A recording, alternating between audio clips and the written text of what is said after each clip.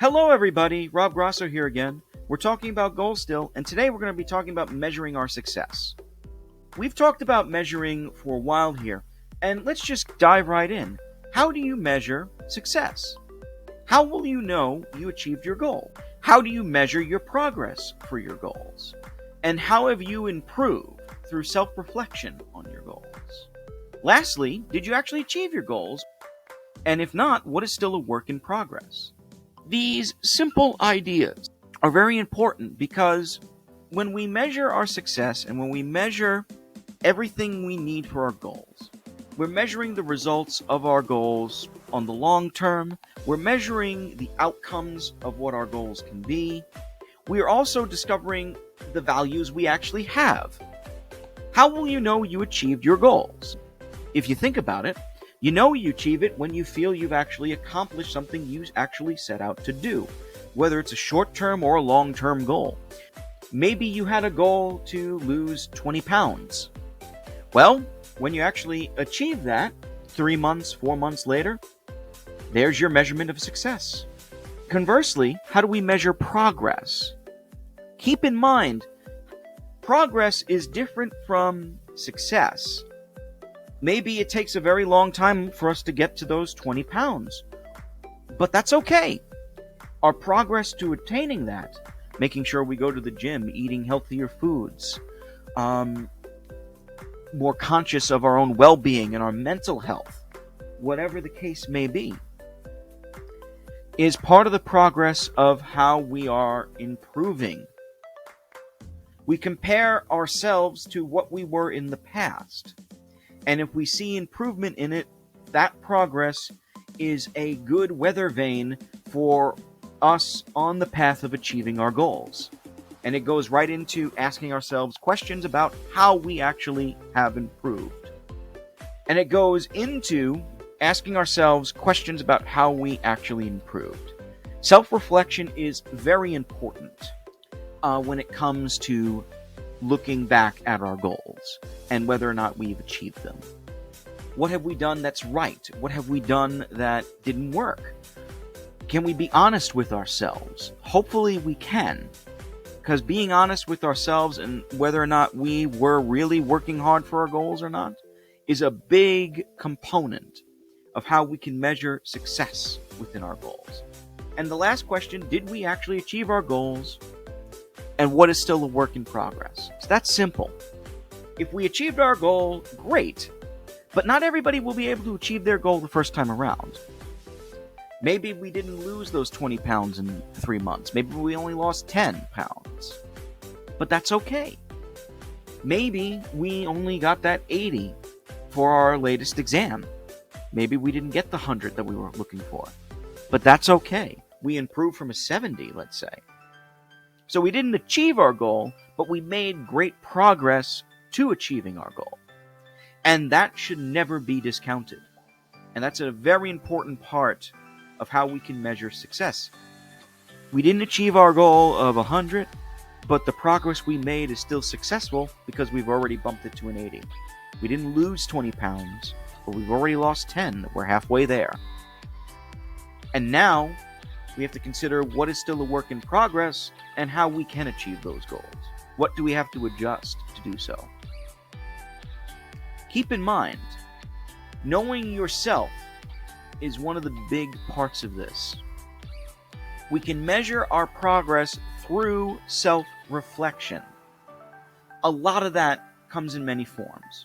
We need to check our own mindset. Are we in a good state of mind to actually reflect upon what our achievements are, what our failures may be, what we did right, what we did wrong, what was good, what was bad? Are we in a good state of mind for all of this? We need to relax ourselves in a way that allows that to be fruitful. Do we know what all of our options are? Maybe we overlook something we could have done. Or maybe we have what all of our options are, but we don't know which one to pick. We can reflect on, okay, so we have 3 or 4 choices here. Maybe this choice will be better than that choice this time around, especially if we didn't achieve our goals. Or That's something that we can do before we try to achieve our goals. We try that, and if it works out, great. If it doesn't, we try something new. But we also need to know what our limits are. Everybody has limitations, whether we want to admit it or not. We're not going to be able to lift 200 pounds at a weight machine on day one. We're not going to be getting that 100 test score if we just cram for a week before the test begins. No.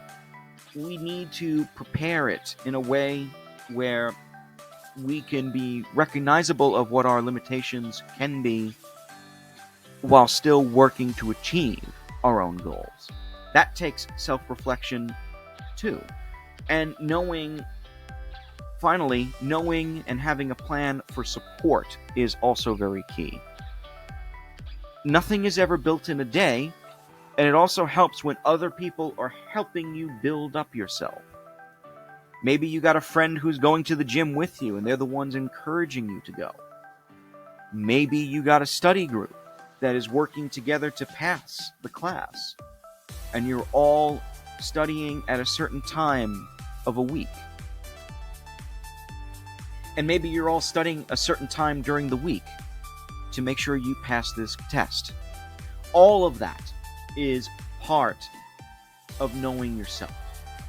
How we can measure our progress through self-reflection here is very key to understanding why what we do can be successful or not. And keep in mind, success comes in many forms. When we measure the outcomes of our goals, we need to really measure, like I said before, what we need to measure. We shouldn't focus on extra things that we could have done that may not really help us. I could have gone to the gym 4 times a week, 5 times a week, instead of 3 times a week. But is that really a good measurement? Maybe it's more so less time in the gym, more time trying to improve our eating habits. That might be important there. A lot of this also focuses on how we should not stress ourselves for goals that we don't achieve. As I said before, progress and measuring our success is not just hitting the goal. It's also all the little steps of achievement along the way that allow us to reach that goal. This is especially true for longer-term goals. If we're maybe looking to buy a car for ourselves for the first time, first off, we have to pick out the car we want. We would need to save up for that car. We would probably get a part-time job or an allowance or anything like that to build up some sort of contribution for paying the bills for that car. Maybe we need to save $100 a week so we can buy the car.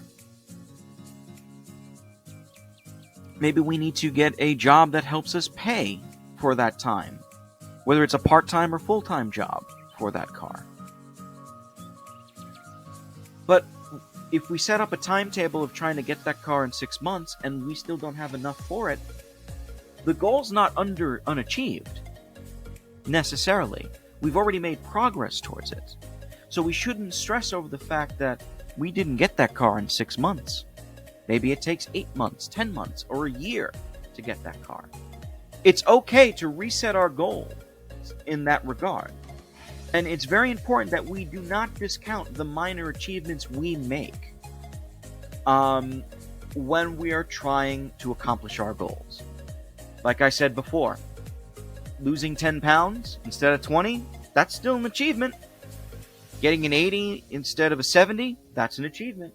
That's an improvement. That is a measurement of our growth and our success.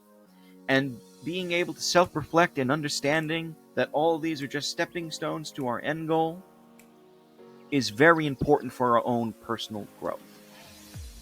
I hope all these ideas, as always, have helped you to think about this. And I'll see you next time. Have a good one.